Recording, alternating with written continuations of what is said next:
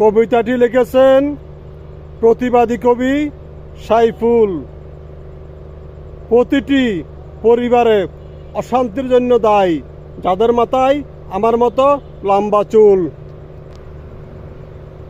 1000 পুরুষ একসাথে বসবাস করলে সুখে শান্তিতে জীবন করতে পারে পার, আর 10 জন নারী একসাথে থাকলে ঘন্টায় ঘন্টায় মিলাই মাছ বাজার। এই হলো নারীদের অতীতের কালচার। আমাদের মা বোনদের সচেতন হওয়া অনেক দরকার। বাস্তবতা নিয়ে লিখেছি, কোনো দোষ নেই আমার। 990 জন দোষী, 10 জন আছে ভালো। কারো মুখটা কবিতা শুনে করবেন না কালো। সবাই থাকেন ভালো। সবার জন্য দোয়া রইল। আল্লাহ হাফেজ।